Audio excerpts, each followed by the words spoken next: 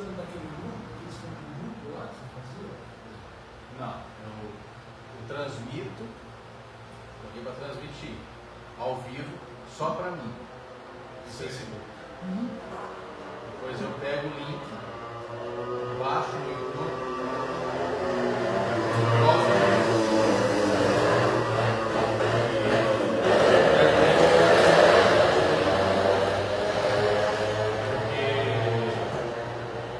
aquele esquema de grupo no Facebook, a pessoa tem que ter Facebook. Hoje em dia a pessoa está desistindo do Facebook. E essa forma do link, depois que eu subo no YouTube, gera o link do vídeo no YouTube. Eu mandei em privado, não só para você acelerar e deixa aberto, fecha aqui. Fecharam agora. Sabe? O Bentinho está falando. A chance de chegar alguém ainda aí Eu acho que é do valor. Qualquer coisa, se vocês verem que está vocês sabem.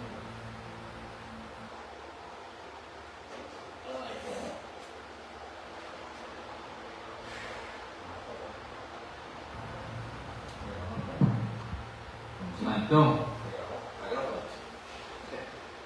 Muito boa noite.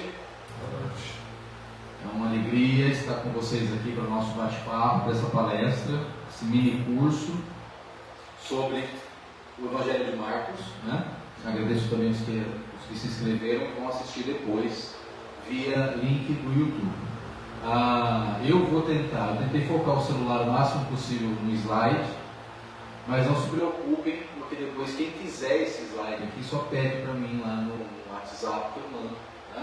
Então não tem problema se eu não conseguir ler alguma coisa aqui agora. Joia? Muito bem, então olha, esse nosso bate-papo, essa palestra foi pensada com o intuito assim, de uma forma prática, direta, sem muitas enrolações, dar uma visão geral do que é o Evangelho, do que são os Evangelhos e também o que é o Novo Testamento, que é esse compêndio onde está presente os 4 Evangelhos, e hoje especialmente falar do Evangelho de Marcos. Perfeito? Essa imagem aí, que a gente já começa com ela, ilustra o leão alado. A igreja, lá no século IV, V, ela ilustra cada evangelho com uma figura. Até que na divulgação eu coloquei aqui. Então, os 4 evangelhos, cada evangelho ali é representado por uma figura. E no Evangelho de Marcos, a figura é o leão. Se vocês perguntarem por que foi escolhido o leão para representar o Evangelho de Marcos, ele é meio assim, complexo, porque você não tem um registro oficial. Alguns dizem porque ele começa já com o João Batista no deserto. Então é como se ele fosse um leão fugindo do deserto. Essa é uma explicação que eu acho provável. João é representado por um homem, o Evangelho de Lucas pelo touro e o Evangelho de Mateus pela águia. Perfeito? É só para ilustrar aqui a imagem do Evangelho de Marcos. Antes de entrar nos Evangelhos, a gente só diz que o Novo Testamento, como eu disse, é um compêndio de livros onde está presente os 4 Evangelhos. Obviamente que o Novo Testamento só existe porque existe um Antigo Testamento, a Bíblia hebraica, e que no decorrer da história eles foram unidos, as duas coisas foram unidas. Isso gerou muita briga lá no início da igreja.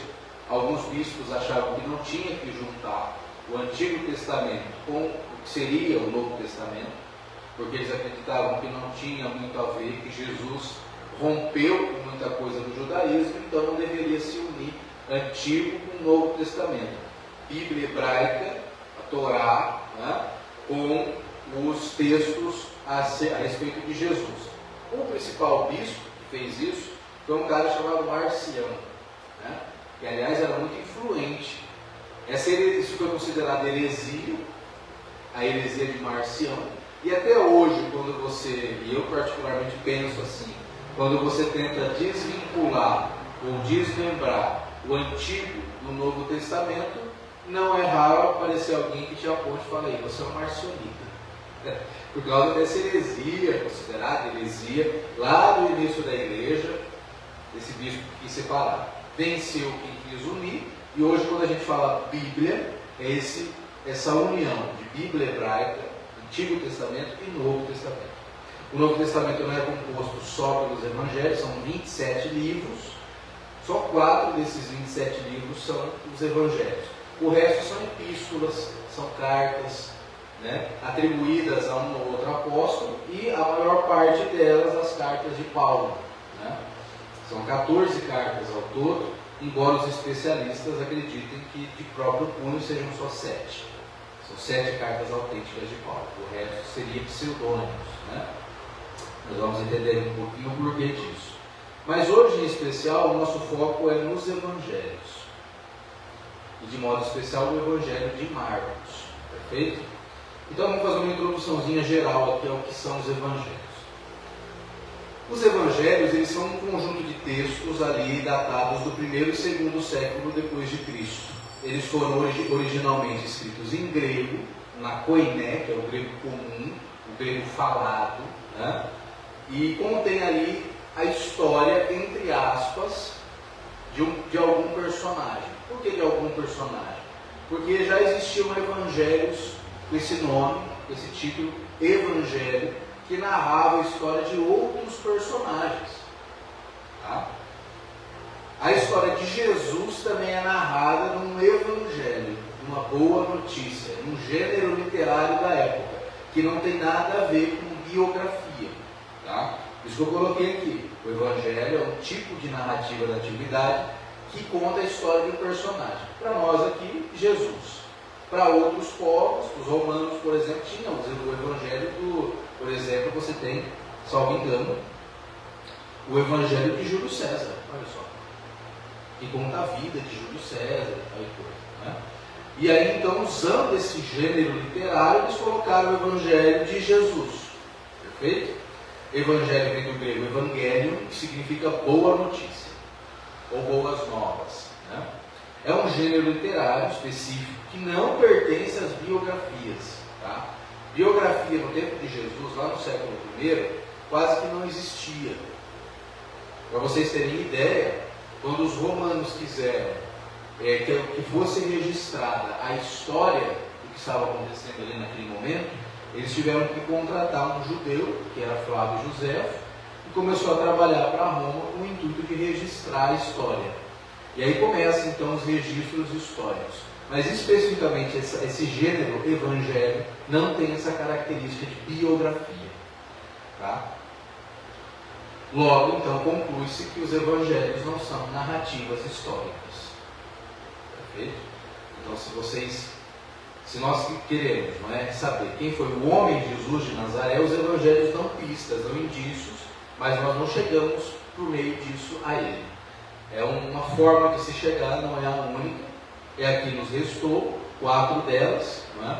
Nós também temos os evangelhos apócrifos. Eu pretendo aí mais para frente fazer também um bate-papo sobre os evangelhos apócrifos, mas eles não entraram no cânon bíblico, não é? Ou seja, eles não foram selecionados pela igreja porque eles são escritos muito tempo depois. Se esses evangelhos que nós temos na Bíblia, Marcos, Mateus, Lucas e João, são ali do século I, início do século II, os evangelhos apócrifos começam a ser escritos já na metade do século II, alguns até no século III. Com exceção do evangelho de Tomé, que alguns estudiosos colocam ele contemporâneo ao evangelho de João, já no início do segundo século. Então assim, o critério foi bom. Tá? O critério foi bom. Não dá para você confiar muito em textos escritos muito tempo depois. Então isso entrou como apócrifo. Tá? Como evangelhos falsos, não é que são falsos, é que foram escritos muito tempo depois e contém, por isso, uma distância muito grande do fenômeno Jesus de Nazaré. Esses que nós temos na Bíblia são os mais confiáveis mesmo, né? E especialmente esse que nós vamos conversar hoje, que é o Evangelho de Marcos. Esses textos não faziam parte, como eu disse, né, originalmente da Bíblia hebraica, tá, que hoje nós chamamos de Antigo Testamento. Mas só acredita que é Antigo Testamento quem considera o Novo Testamento. O termo correto é Bíblia hebraica. Tá? E olha que interessante isso aqui. Hoje nós concluímos, né, pelos estudos desses textos, que o Novo Testamento foi escrito, ele não apenas não faz parte da Bíblia hebraica, como ele foi escrito para denunciar a Bíblia hebraica. Interessante isso, né? É uma forma de denúncia, por isso que eles foram escritos. Sabemos quem escreveu a Bíblia. Ao Antigo Testamento nós temos assim pelo menos uma noção hoje muito segura de que a Torá, o Pentateuco, os 5 primeiros livros do Antigo Testamento foram escritos mais ou menos ali no século V a.C. Na tradição, na própria igreja e para os próprios judeus, não. Eles dizem que esses textos são milenários, né? De muito tempo antes de Cristo, milênios antes de Cristo. Se você levar em consideração a história de Abraão, né, a história de Moisés e por aí. Mas hoje a ciência não coloca esses textos para mais do que 5 séculos antes de Cristo. Ou seja, logo quando os judeus voltaram cativos da Babilônia, do Império Babilônico, eles então se reergueram e a elite sacerdotal dos judeus, os sacerdotes do templo, olha lá, ó, da casa real davídica, né, de Salomão, Davi e Salomão, porque Salomão teria sido filho de Davi, e teria sido Salomão quem ergueu o primeiro templo. Né? É logo aí, nessa existência do primeiro templo, mais ou menos ali 5 séculos antes de Cristo, que esses sacerdotes sentam e eles vão então reescrever a história dos judeus. Mas eles não escrevem de uma forma histórica, eles escrevem de tal forma a manipular os textos politicamente, não é? E todas aquelas narrativas que nós vemos no Antigo Testamento é tudo construção desses sacerdotes para exaltar o povo judeu ou para colocar o povo judeu como sempre escravo e etc. Nada daquilo ali é histórico. E hoje em dia nós sabemos, por exemplo, que nunca existiu nenhum Abraão, que é uma figura literária inventada, que Moisés, se existiu, não tem nada a ver com Moisés narrado na Bíblia, que nunca houve o Êxodo, porque não existe registro que o povo judeu tenha sido escravo no Egito. O máximo que nós temos é um registro, e os egípcios registravam tudo. Isso é importante. Nós sabemos a história do Antigo Egito, porque se tinha uma coisa que eles faziam era registrar tudo. E eles nunca registraram isso. O que eles registraram foi que a elite, o rei e alguns da elite é que foram levados cativos no Egito. O povo não. E o povo deu graças a Deus que eles foram. Né? Mas depois, quando os sacerdotes vão escrever sobre isso, eles colocam e inventam toda aquela história. Então, basicamente é assim. Historicamente falando, nada no Antigo Testamento é histórico. É tudo mitológico. Tudo inteiro. Nada ali aconteceu. E até aqueles personagens ali, como eu disse, Moisés, se Moisés existiu, não tem nada a ver com Moisés bíblico. Então isso nós sabemos hoje. Nós sabemos quem foi os escritores disso. Muito provavelmente os sacerdotes da casa real davídica, né? Nesse período pós-exílio. Porém, nós não sabemos quem escreveu o Novo Testamento. Francamente, nós não sabemos. O único autor do Novo Testamento que nós sabemos é Paulo, chamado de Saulo, né? Depois vai se chamar de Paulo. Paulo de Tarso, o único autor conhecido. Os evangelhos não sabemos quem foi. Ah, mas por que ele tem esse nome? Mateus, Marcos, Lucas e João. São nomes dados muito tempo depois, desses textos que já circulavam. Então a igreja pegou e deu o nome de um apóstolo, né? Ou de uma figura importante do apostolado para nomear esses evangelhos, mas não foi o apóstolo Mateus que escreveu o Evangelho de Mateus, não foi João que escreveu o Evangelho de João, e nada disso. Acredita-se, supõe-se, que o Lucas que escreveu esse texto era um discípulo de Paulo, mas também não se pode ter certeza em relação a isso. Então, assim, a média ponderada, considera, os especialistas preferem tratar eles como os textos anônimos. Não sabemos quem é o autor. Originalmente, todos os textos do Evangelho circulavam como os textos anônimos. Não sabemos quem escreveu.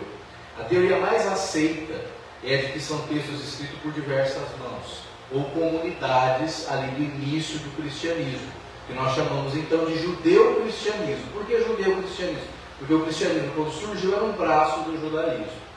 Depois, só lá no século IV, 300 anos depois da morte de Jesus, é que vai se tornar uma religião independente do judaísmo. É claro que isso não aconteceu do dia para a noite, isso foi um processo, né?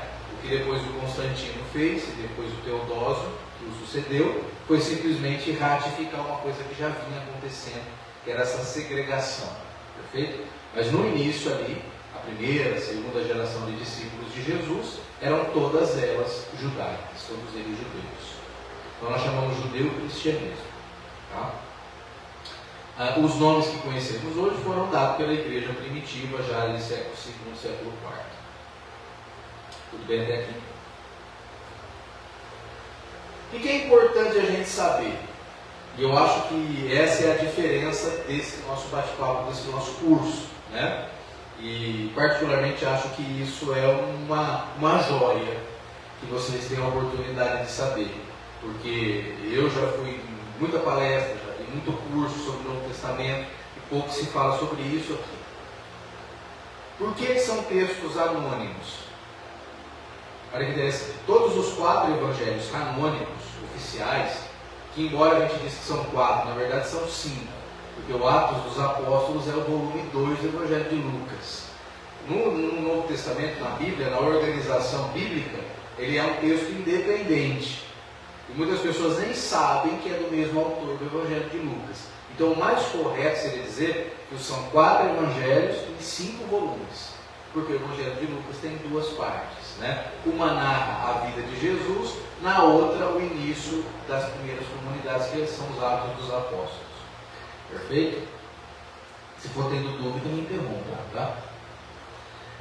E esses textos, então, esses 4 ou 5 evangelhos, se vocês quiserem, né? Contando Lucas como 2, circulavam clandestinamente pelo Império Romano por conta da perseguição que existia, uma perseguição imperial aos judeus cristãos do primeiro século. Lembrando que essa perseguição ela não era só por parte de Roma, também por parte das autoridades judaicas, né? Lembrando que as autoridades judaicas nunca admitiram o movimento de Jesus como legítimo, e nem os seus seguidores. Tanto que não demora muito para eles começarem a ser expulsos das sinagogas. Perfeito? Então, por uma questão de sobrevivência, esses textos circulavam de forma clandestina. Não se põe um nome porque senão se chega ao autor. Tá? Então, é uma questão de sobrevivência, na verdade. E pela perseguição, que nós sabemos que aconteceu ali no início do cristianismo. Não foi uma perseguição em todo o império, tá? Isso não é... Você não tem uma plausibilidade histórica para isso, né? Não foi todo o império que perseguiu os cristãos, mas em algumas regiões do império eles foram perseguidos, porque eles eram considerados como uma seita que causava um rebuliço social, né? Alguns autores da época, do primeiro século, tratam os cristãos como gente da pior qualidade. Mas por que isso? Porque eles de alguma forma iam contra os preceitos do judaísmo e contra a autoridade romana. Então, quer dizer, era gente da pior qualidade nesse sentido, né? Por possuírem esse caráter clandestino, anônimo, os evangelhos foram escritos numa linguagem codificada ou encriptada, a fim de que, caso caíssem nas mãos das autoridades, o seu entendimento não fosse assim tão facilmente compreensível, né? E isso não aconteceu só com os textos do Evangelho. Outras literaturas também passaram por essa linguagem codificada. O melhor exemplo que a gente tem disso é o livro do Apocalipse. Os Evangelhos têm muita linguagem encriptada, codificada, mas o melhor de todo, o melhor exemplo, e eu pretendo um dia fazer uma palestra só sobre o livro do Apocalipse, é esse texto. Ali ele é cheio. Por que a gente sabe que é linguagem encriptada? Porque é cheio de símbolo, é cheio de imagens. É uma construção totalmente alegórica. Então, o que isso quer dizer? A ideia era, nós da comunidade sabemos, mas se esse texto cai na mão de uma autoridade romana, ele vai ler aquilo ali e não vai entender nada, né? Então essa era a ideia. Muito inteligente, né? Mas é uma forma de sobrevivência no texto. A decodificação desses textos, quem começou a sacar isso, entender isso, que essa linguagem, se levada ao pé da letra, perde totalmente o sentido, que tem algo por detrás, foi um camarada chamado Lélio Sozzini. né, que era um teólogo italiano. Logo depois que aconteceu a cisma de Lutero, né, ele vai se baldear para o lado dos protestantes, e ele então começa, junto com o seu sobrinho, se não me engano, a se aprofundar nesse processo de desencriptação dos textos, né? Isso já acontece logo no século XVI. Tá? Eles foram considerados uma seita pela Igreja Católica, a seita dos socinianos, porque vem de sozinho, né? E depois tudo isso foi ganhando mais corpo e mais embasamento científico com a própria crítica textual, já no século XIX, ali no início do século XX, com os pastores pietistas. Olha que interessante.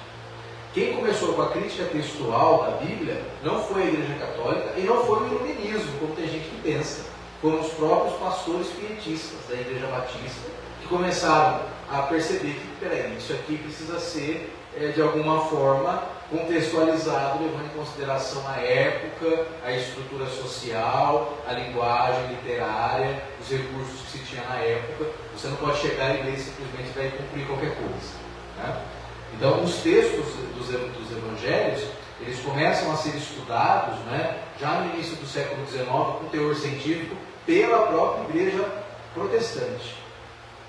Lamentavelmente, né, a igreja protestante hoje virou o que virou, que é o contrário do início. Hoje eles voltaram, não vou dizer todos, mas a imensa maioria pelo menos das igrejas neopentecostais, eles voltaram a ler os textos bíblicos ao pé da letra, sem levar em consideração que esses textos foram escritos em grego, uma língua que não é a nossa, uma língua que mais da metade da população não conhece, não sabe nem ler, não é? Mas pega a tradução em português, sem nem saber se aquilo está de acordo ou não está de acordo com o texto original, não é? Ou provavelmente o que foi o texto original, que nós também não temos esses textos originais, nós temos cópias das cópias. Por exemplo, a cópia mais antiga que nós temos do Evangelho de Marcos é do século III. Mas supõe-se que ele seja do século I. Porque ele narra certas coisas que ele situa, nós conseguimos situar ele ali. Né? Tudo isso para vocês entenderem a dificuldade que é você não levar em consideração tudo isso quando você está diante do estudo de um texto bíblico.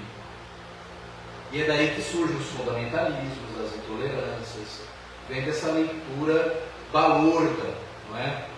Para não dizer burra dos textos. Tá certo? Então está ali a chave, né? Olha que interessante que eu botei aqui. Nós precisamos, então, ler esses textos tentando buscar qual é a chave de interpretação ou a chave hermenêutica, ou seja, a chave que interpreta, que com ela você consegue decodificar o que o texto quer dizer. E aí, isso aí é briga de foice, tá? Não se tem uma unanimidade de pensamento. Alguns vão dizer, não, a chave hermenêutica para interpretar esse texto é essa. Outros vão dizer, não, é aquela. Eu particularmente acho mais coerência na chave de interpretação política. Tá? Por quê? Porque eu nunca penso que nada humano é desvinculado disso. A política faz parte das nossas relações. Não é?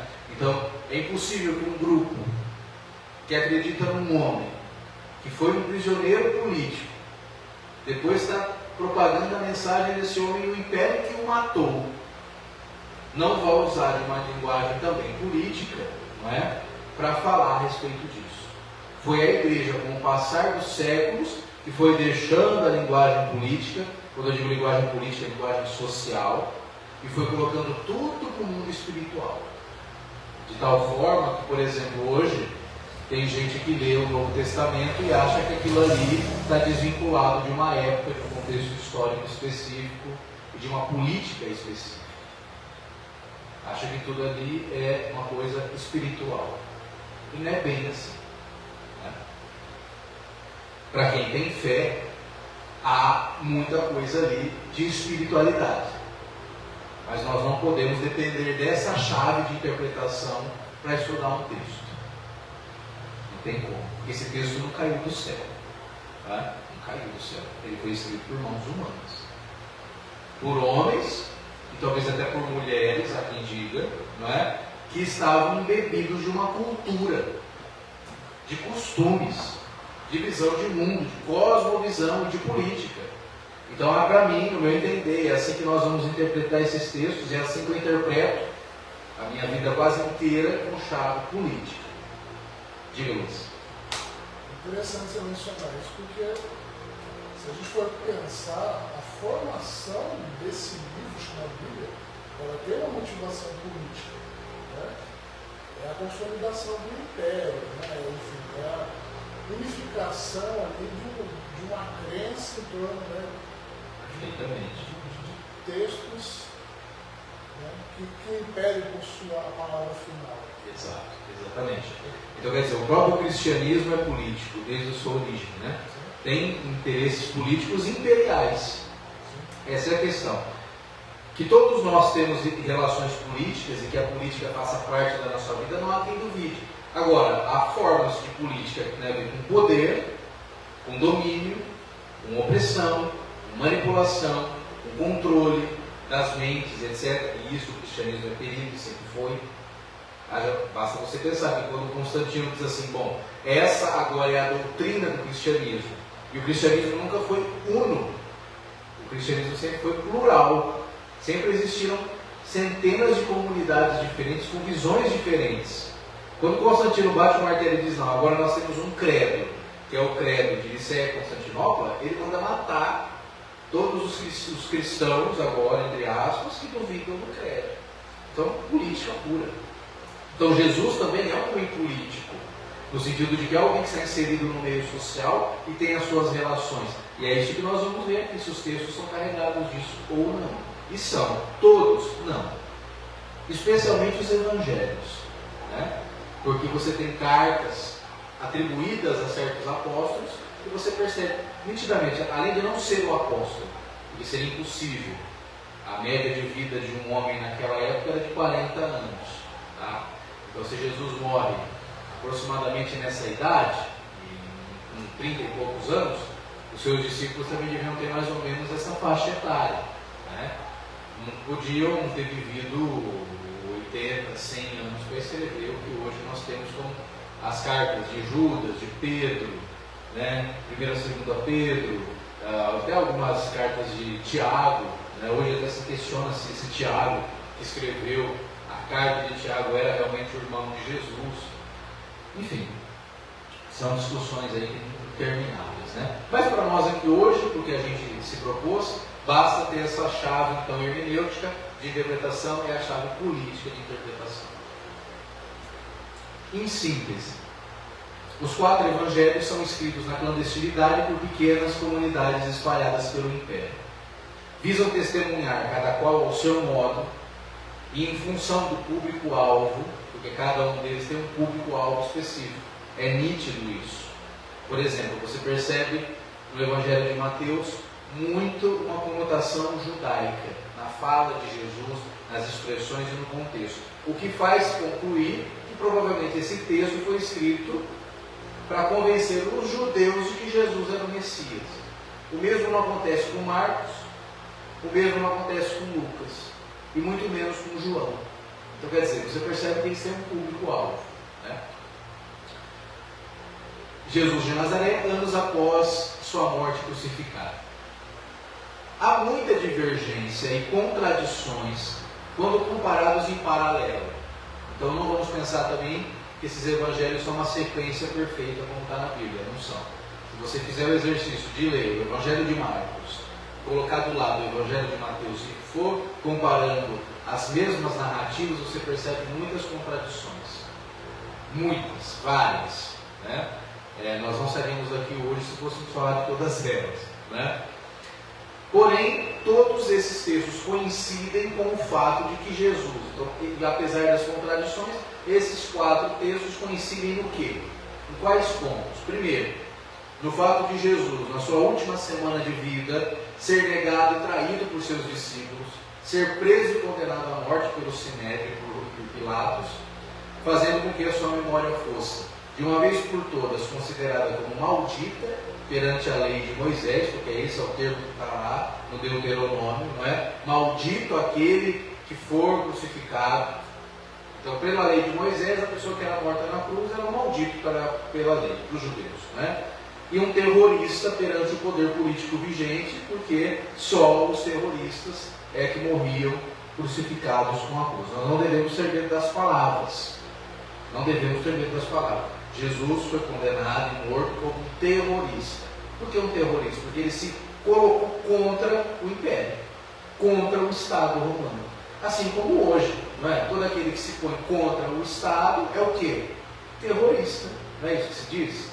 Então, Jesus também. Só morrer na cruz terroristas. Então, historicamente falando, o que nós podemos concluir desse personagem Jesus são duas coisas. E só duas coisas. Historicamente falando. E os 4 evangelhos dão testemunho disso. O resto se contradizem. Mas são unânimes em dizer que Jesus é um maldito segundo a lei judaica, que ele morreu na cruz. E se morreu na cruz, é porque ele se opôs ao Império Romano. O resto, nós vamos costurando hipóteses. O resto, nós vamos procurando preencher e tapar os buracos. Mas de certeza histórica só essa. Olha que interessante. Embora no Novo Testamento nós encontramos o primeiro texto como sendo o de Mateus, não é verdade. Isso a igreja colocou lá porque o Evangelho de Mateus foi o que ela mais adulterou com o passar do tempo. Não é à toa que até o Vaticano II só se lia o Evangelho de Mateus nas missas. Não é à toa isso, né? Ou seja, ele sempre foi o queridinho da igreja. Não é à toa que lá, em Mateus 16, está a passagem onde Jesus cria a igreja nos ombros do apóstolo Pedro, que na retórica católica foi o primeiro papa. É no Evangelho de Mateus. Mas na mesma passagem em Marcos não diz nada disso. Hoje é unanimidade, tá? Entre os estudiosos do Novo Testamento que o Evangelho de Marcos é o mais antigo. Perfeito? E que Mateus e Lucas é uma espécie de extensão do Evangelho de Marcos. E alguns consideram o de João como o segundo na sequência escrita, né? Embora a maioria acredite que João tenha sido o último. Isso aí tem um debate ainda hoje, né? Não dá para bater o martelo, mas você tem uma discussão muito profícua em relação a isso, né? Onde é que se situa o Evangelho de João? Se logo depois de Marcos ou se depois de todos? Lá no início do século II. O próximo bate-papo que eu pretendo fazer é sobre o Evangelho de João. Porque Mateus e Lucas é o Evangelho de Marcos com uma outra coisa mudada. Então, eu acho que seria redundância. Tá? O Evangelho de Marcos, então, é datado de meados dos anos 70 depois de Cristo. Embora admita-se a possibilidade da primeira versão desse Evangelho, reduzida, enxuta, diferente da que nós temos hoje, menor, um capítulo menos, já ter circulado ali por volta dos anos 42, 44. É mais ou menos essa a conclusão dos estudiosos, né? Se Jesus morreu no ano 30, Marcos escreve no ano 70, são 40 anos de intervalo aí, correto? Entre a morte de Jesus e o primeiro texto escrito sobre ele. É um bocado de tempo. Para aquela época que não se tinha nenhum gravador, não se tinha imprensa e nem nada para filmar, é um bocado de tempo, né? É um texto simples e despojado de tudo. Então vocês não vão e não estão assim, eu não vou eximir-los de ler esse texto, né? Aqui eu vou dar para vocês tópicos para interpretar esse evangelho, depois vocês vão pegar os itens que eu estou colocando aqui e vamos ler esse evangelho tendo em vista os tópicos que eu coloquei. Essa é a graça da palestra, né? Então eu vou mandar esses slides depois para vocês. Vocês vão pegar lá, capítulo 1 do Evangelho de Marcos, ver esses tópicos aqui e aí ler o texto e vocês vão perceber como que a coisa vai abrindo. Parece que é um passe de mágica, a coisa é muito interessante, né? Mas ó, como é que Jesus é apresentado então nesse primeiro texto que fala sobre a vida dele? É o primeiro texto que fala sobre a vida dele, mas Paulo já tinha escrito sobre Jesus antes, né? Então é assim. O escritor mais antigo do Novo Testamento é Paulo. Ele escreve a sua carta aos Tessalonicenses no ano 55. Então, Jesus morre no ano 30, Paulo já escreveu sobre ele no ano 55. Mas a escrita de Paulo é uma escrita, digamos assim, de um Jesus muito endeusado, né? Muito mitificado. Então não serve muito para dar história. Né? O primeiro texto sobre a vida de Jesus é o Evangelho. Como é que Jesus é apresentado lá nesse Evangelho de Marcos? Esqueçam por enquanto tudo que vocês sabem sobre Jesus, faz de conta que vocês são ali um judeu, não é, do primeiro século, que está ouvindo falar desse homem a partir desse primeiro escrito sobre ele. Segundo o Evangelho de Marcos, Jesus é um judeu de Nazaré, que é a região norte da Palestina, não é a região sul, é a região norte. Portanto, ele é da Galileia e não da Judéia, né? E se ele é da Galileia, ele já vem com um preconceito dos judeus do sul.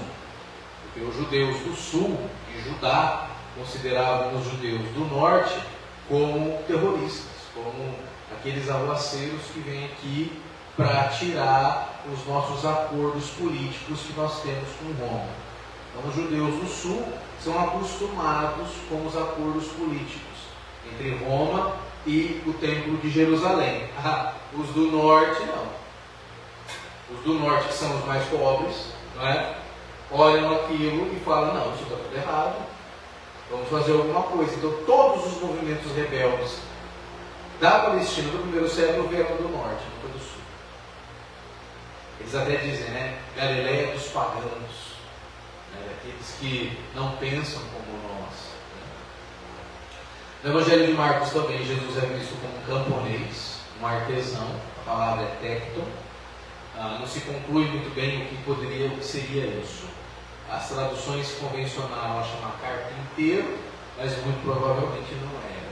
Se você olha a Nazaré do século I, que hoje já é toda escavada, olha que interessante.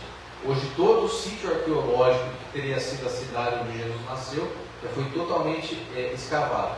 E lá você não encontra utensílios ou nada sobre madeira, é tudo pedra. Alguns até acreditam que Nazaré era uma espécie de pedreira daquela época. Então seria mais correto dizer que Jesus foi um pedreiro e não um marceneiro, marceneiro, é carpinteiro. Nesse evangelho, Jesus é também dado como o filho de Maria. Então ele é um judeu de Nazaré, ele é um camponês artesão, ou seja, alguém que trabalha com a mão, e ele é o filho de Maria. Em Marcos, a narrativa inicia com Jesus já adulto, sendo batizado por João Batista, e termina sem qualquer relato da ressurreição. O que daí se conclui que, segundo Marcos, Jesus é tão humano quanto qualquer um de nós. Ele não nasceu de uma virgem, o seu nascimento ninguém sabe como foi, porque provavelmente foi com todo mundo. O importante para o Marcos, para esse narrador, para esse evangelho, é a missão política de Jesus, é a atividade adulta de Jesus. E depois, nós vamos ver aqui, o evangelho acaba também sem nenhuma das chamadas aparições do Jesus ressuscitado. Agora nós vamos pegar tópico por tópico, para entender melhor capítulo por capítulo. Então veja, hoje se você abrir a Bíblia, Bíblia, qualquer edição que você quiser, eu, por exemplo, uso essa edição aqui, que é a edição pastoral, de uma editora católica, né? Mas também gosto de outras tantas, para estudo, a Bíblia de Jerusalém. Mas enfim, qualquer Bíblia que você pegar, seja ela católica ou evangélica, porque o Novo Testamento não muda de uma para outra, o que muda é o Antigo, os livros do Antigo, você vai ver que na Bíblia, aqui no texto, Marcos tem 16 capítulos. Porém, os estudiosos acreditam que a primeira versão desse texto tinha só 15. Por quê? Porque todos os 15 primeiros capítulos coincidem no estilo literário. O último não. Então, a ideia é mais ou menos assim. Um mesmo autor, ou os mesmos autores, escreveram 15 capítulos. Coincide em tudo no estilo literário, na forma de escrever. O último não. Então, qual é a conclusão? Esse último capítulo foi acrescentado depois. Agora vamos entender o porquê. Então, originalmente, Marcos tem 15 capítulos, e aqui nós vamos trabalhar um pouquinho, falar um pouquinho sobre esses 15. Tá? No capítulo 1, abrindo o texto, tudo começa pelo batismo. O que era o batismo? Era um ritual de purificação para aguardar o fim do mundo, era isso. E João Batista fazia isso. Ele era uma espécie de contra-profeta, né? Porque ele batizava o povo fazendo aquilo que os sacerdotes faziam no templo de Jerusalém, porém ele não tinha essa autoridade para fazer isso, porque ele não era um sacerdote. Embora o Evangelho diga que ele era filho de um, ele era filho de Zacarias. Então, para a cultura judaica, o sacerdócio era transmitido de pai para filho.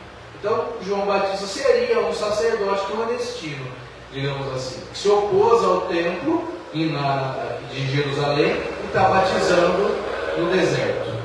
Por que João Batista batizava? Porque ele acreditava que o fim do mundo estava chegando. Se o fim do mundo está chegando, quem traria o fim do mundo era o Messias, né? O enviado de Deus.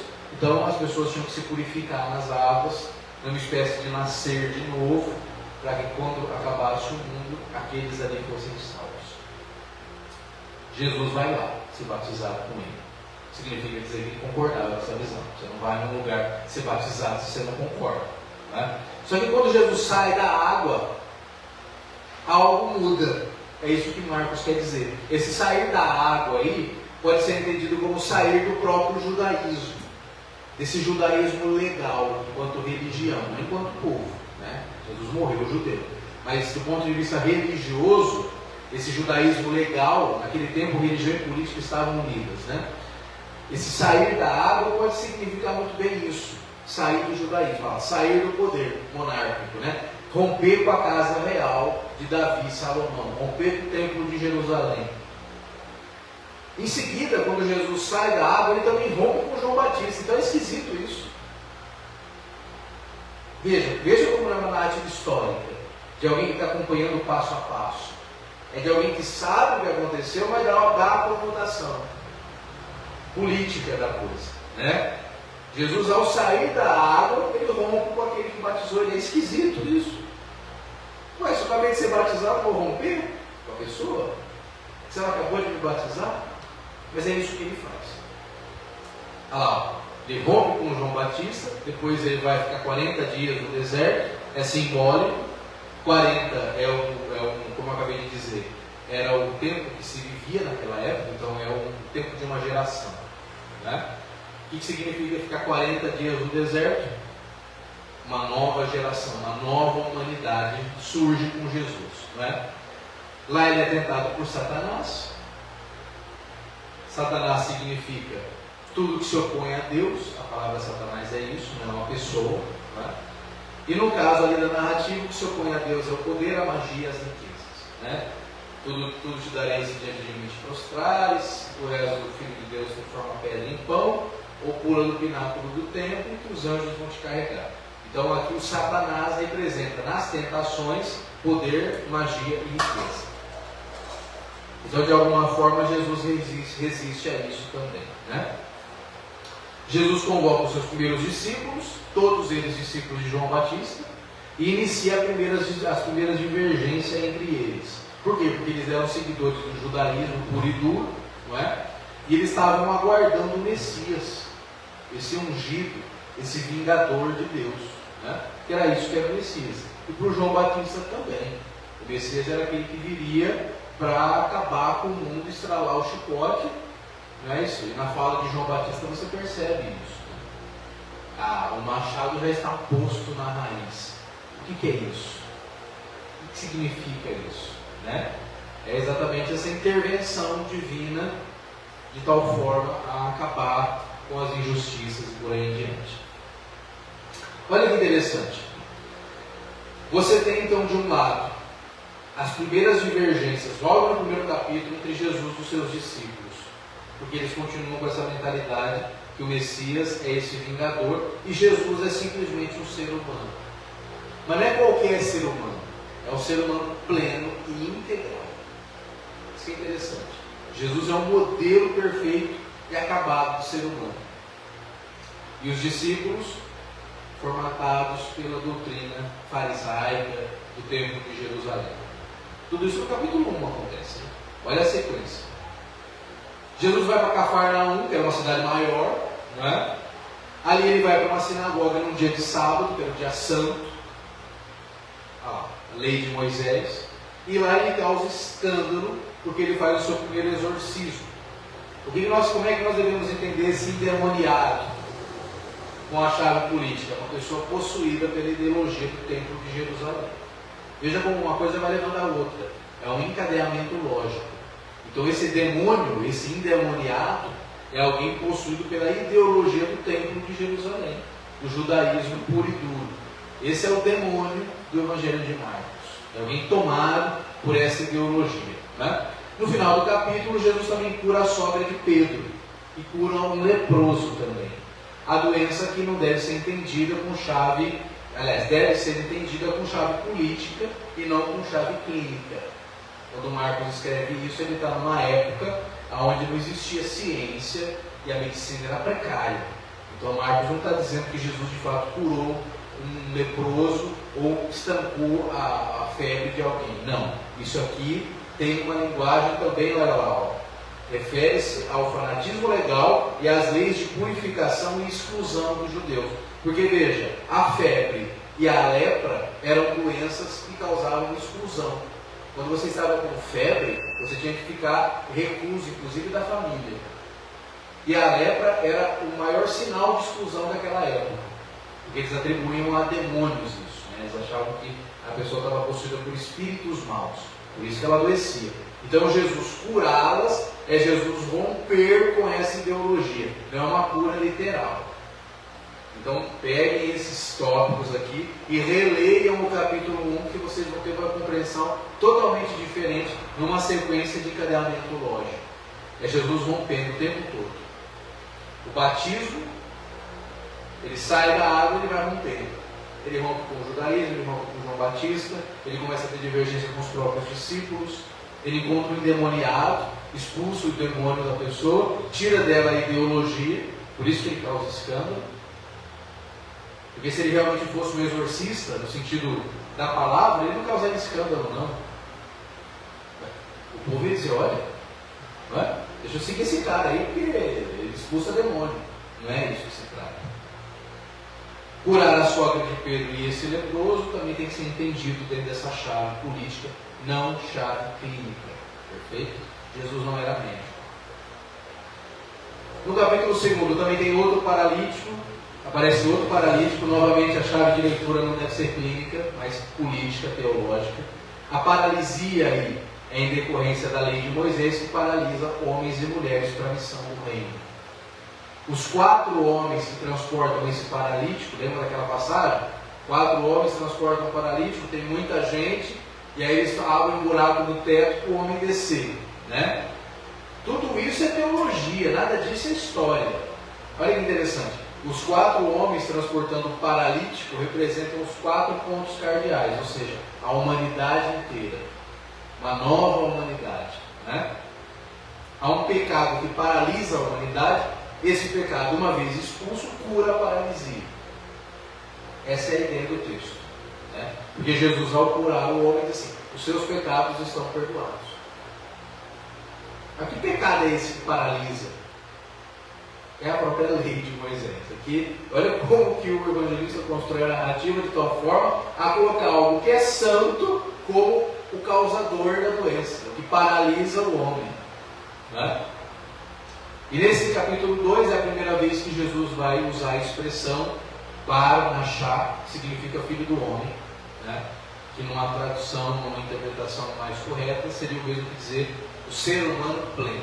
Jesus é o filho do homem porque ele é um ser humano pleno e integral. É assim que ele se trata. Só assim, né? O relato é todo teológico. O Evangelho fala de tirar telhas e telhados. Hoje nós sabemos pela arqueologia que na Palestina do primeiro século não havia casas cobertas por telhas. Então, por isso que você vê que o relato é teológico. Como é que tiraram telhas de uma casa se as casas daquele tempo não tinham telhas? As telhas tinham nas casas romanas. Tanto que até hoje a gente usa o termo telha romana, não é? Porque foi feita lá. Então o texto é teológico, não é histórico. E provavelmente quem escreveu esse texto, escreveu isso aonde? Numa cidade romana. Olha que interessante, né? Por isso que é escrito em grego e não em hebraico. Essa é uma das principais dificuldades de se estudar o Novo Testamento. Jesus era um judeu que falava hebraico, na verdade aramaico, que é um dialeto do hebraico. E os textos sobre ele são escritos em grego. Isso é uma dificuldade muito grande. Por exemplo, esse termo filho do homem, bar machá, em hebraico tem um sentido, em grego tem outro.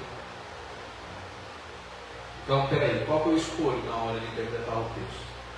O sentido da língua escrita ou o sentido original que teria lá quando Jesus falou isso em hebraico? A expressão, algumas expressões em hebraico se mantêm no texto grego. Isso aí os especialistas chamam de ipsíssima verbo ieso. Ou seja, provavelmente esse texto ecoa a voz de Jesus, porque é uma expressão hebraica que se mantém. Por exemplo, quando Jesus vai curar a filha, curar entre aspas, né? Vai libertar, vamos dizer assim, politicamente, a filha do Jairo. Ele diz, Talita cumi. Em hebraico significa menina, levanta-te. Então, isso se manteve. Isso é uma ipsíssima verbo ieso. Interessante isso, né? Tudo bem até aqui? Estão acompanhando? Há depois dessa passagem um banquete, onde Jesus é convidado, e ele está na mesa com cobradores de impostos e publicanos, que para os judeus eram vistos como a pior espécie que tinham, porque eram aqueles que tiravam o dinheiro deles para dar para Roma. É com essa gente que Jesus está sentado, porque Marcos quer dizer que Jesus não faz exclusão de pessoas, e Jesus senta-se à mesa principalmente com aqueles que a lei judaica, que o judaísmo tem como os piores. Olha lá, o nome disso é comensalidade aberta. Jesus sentava-se à mesa com todo mundo, e ele comparava o reino sempre com uma grande comunhão, um grande banquete dos excluídos.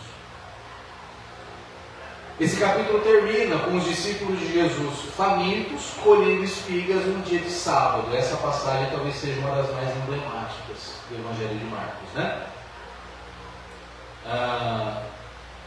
Alguns fariseus percebem isso, os discípulos trabalhando, colhendo espiga no dia de sábado, no dia santo, não podia fazer nada, e Jesus retruca dizendo, não foi o ser humano feito para o sábado, mas o sábado feito para o ser humano. Ou seja, nenhuma lei, por mais sagrada que seja, pode estar acima do ser humano e impedir as suas necessidades básicas, né? Então veja, isso hoje para nós pode soar como nada. Entende? Nós não pertencemos à cultura judaica e nós não guardamos o sábado. A lei do sabá, né, a lei do descanso do sábado, era uma das leis mais sagradas dos judeus. E aí vem um cara falar que não, ela não está acima da humanidade nem do ser humano. E se trata de vida ou morte, de comer ou morrer, de trabalhar ou morrer, não se pode colocar a lei acima do ser humano. Isso tem uma força tremenda num contexto, não é, de primeiro século. Estão percebendo aqui? Por onde é que Jesus vai? No capítulo 3, Jesus entra numa sinagoga, que era uma espécie de pequeno templo. O templo principal está na Judéia, é o templo de Jerusalém.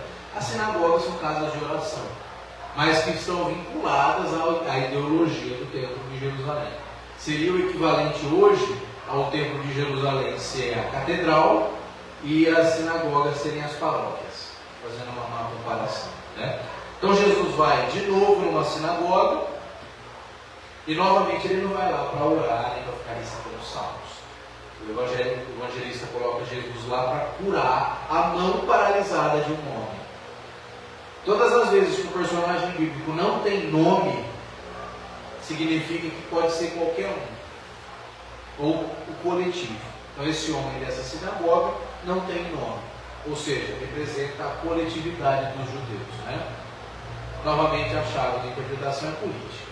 O mal que a sinagoga tem é a lei de Moisés, e essa mão paralisada é a lei que paralisa, né? Que impede o homem, por exemplo, de colher espigas no dia de sábado.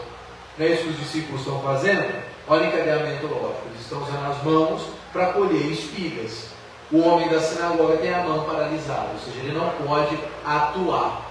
Por quê? Porque ele está impedido pela lei. Então, não conseguindo entender? Não é à toa. Até porque no texto original não existe divisão de capítulo. É um texto corrido. Depois fomos nós que dividimos em capítulos e versículos para facilitar a vida, né? Mas veja, é o encadeamento lógico. A mão que trabalha porque tem fome, a mão que é paralisada porque é livre o verbite. E aí Jesus liberta. Nesse momento, os partidários de Herodes tomam ciência do que Jesus está fazendo, do que Jesus está falando, e começam a deliberar como é que vão matá-lo. Logo no capítulo 3. Então, o que mostra? Que Jesus, já no começo da sua missão, já está jurado de morte. O que daí conclui-se é que seria impossível, impensável, que Jesus ficou 3 anos na sua vida pública, como a igreja ensina, né? Jesus teria ficado 3 anos aí na sua vida pública, pregando e anunciando, até morrer, impossível. Uma pessoa jurada de morte, logo no começo da sua ação política, né, não vai durar 3 anos. Hoje em dia, os estudiosos concluem que no máximo, Jesus teria ficado anunciando o reino em um decorrer de 1 ano, e olha lá. Nesse capítulo também aparece pela primeira vez a expressão espírito maligno, né? Como é que a gente tem que entender isso? A palavra espírito é sopro, significa sopro, né? Então, quem são esses espíritos malignos? São pessoas, não são entidades, até porque os judeus não tinham essa noção de alma como os gregos tinham, como nós temos, né? Essa coisa sem forma, né? Essa coisa etérea que sai do corpo. Não, para os judeus está vinculado a uma pessoa. Né? Então, o que são espíritos malignos? São homens habitados por esse sopro, por esse espírito que não é o Espírito Santo, não é o espírito da vida, é o espírito da morte. Então, você tem o Espírito Santo e você tem o espírito maligno. O espírito maligno é o que causa a morte, o Espírito Santo é o que causa a vida. É simples assim a leitura. Então, Jesus, quando ele vai expulsar esses espíritos malignos, não é? Curiosamente, esses espíritos malignos são os primeiros a falar: tu és o Filho de Deus. Olha que interessante. Essa expressão Filho de Deus no Evangelho de Marcos não é coisa boa. Por quê? Vem da boca de quem? Do espírito maligno. Por que não é coisa boa? Porque naquele tempo, quem é que tinha esse título de Filho de Deus? O imperador. É o imperador que usa esse título. Ou seja, não é coisa boa chamar Jesus de Filho de Deus. Tanto é que ele proíbe severamente que esses espíritos digam isso, porque é um título imperial. E Jesus se considera nesse evangelho só um ser humano. Jesus delega aos seus discípulos essa mesma força, que em grego é dynamis, então a palavra dinamite, né? Para expulsar esses demônios, ou seja, para expulsar essas ideologias imperialistas da cabeça do povo. Ele diz para os seus discípulos que eles têm essa força de expulsar essas ideologias. Em seguida, ele escolhe 12 dentre os que já caminham com ele para serem os missionários da sua mensagem, né? O intuito também de restaurar as 12 tribos de Israel era uma das missões do Messias. Pela lenda dos judeus, não é? As tribos de Israel se dispersaram pelo mundo. E o Messias restauraria essas 12 tribos, todas elas descendentes de Abraão, Isaac, Jacó, por aí em diante. Essas são as tribos, né? Só que esses 12 que Jesus escolhe, não é? Eles não apenas representam um restaurar, mas um renovar, fazer diferente. Tá? Esse detalhe é importante. Nada aqui o evangelista não dá ponto sem nó. Nada aqui pode passar despercebido. Olha esse detalhe aqui. Quando Jesus escolhe os 12 dentre os discípulos que ele tem, o narrador do Evangelho registra os nomes. Então começa dizendo que o primeiro foi Simão, não é à toa. não é por ordem cronológica, não é isso, não é por ordem de chamada. Jesus chamou primeiro Simão, depois chamou fulano, não é porque, veja, Simão, nesse evangelho, ele é uma espécie de sublíder do grupo, ele quer ser um líder do grupo, é sempre ele que toma a frente. Então, ao narrar a convocação dos discípulos, a lista começa com Pedro, que não é nome, é apelido. O nome é Simão. Jesus depois que vai chamar ele de Pedro, que significa pedra de tropeço. Tá? Porque adivinha por quê. Primeiro é Pedro. Começa a lista e termina em Judas. Termina em Judas Iscariotes, que o entregou, diz Marcos. Com isso, Marcos quer dizer para nós que todos os 12, do início ao fim, de alguma forma são negadores e traidores de Jesus. O primeiro, a começar do primeiro da fila, até chegar no último. Começa com o negador e termina com o traidor. E em Marcos nós vamos perceber aqui que os principais oponentes de Jesus são os 12 apóstolos. Isso aí é dificílil vocês ouvirem da boca de alguém. Porque nós sempre entendemos ou aprendemos que os 12 apóstolos são os fiéis seguidores de Jesus, não é? Aqueles que morreram defendendo a fé. Mentira, é tudo lenda. Ninguém sabe como morreram os 12 apóstolos. Ninguém sabe, é tudo lenda. Até essa história de que Pedro morreu crucificado de cabeça para baixo, é tudo lenda. Ninguém sabe como eles morreram. Isso foi invencionice depois, para colocar eles no patamar de santidade. No fundo, segundo o Evangelho de Marcos, os 12 apóstolos são os principais oponentes de Jesus do começo ao fim. Por isso que na lista começa com o negador e termina com o traidor. Há no final desse capítulo, pela primeira vez, a menção à mãe e aos familiares de Jesus. Também esqueçam tudo que vocês aprenderam sobre Maria. Nada disso. Segundo o Evangelho de Marcos, nesse capítulo 3, aparece a mãe e os irmãos, no plural. E aparecem exatamente dizendo que ele está louco, fora de si. Juntamente com os doutores da lei, que consideram que Jesus é o chefe dos demônios, que pode ser traduzido também como chefe dos loucos. A família diz que ele está louco, e as autoridades que ele é o chefe dos demônios. Então, está bem arranjado esse Jesus do Evangelho de Marcos. Olha como a coisa vai mudando de figura nos outros evangelhos. Olha como Mateus e Lucas já colocam a família de Jesus, já colocam a figura de Maria. É tudo para tentar consertar, entende? Mas a realidade nua e crua é o que está aqui no primeiro evangelho.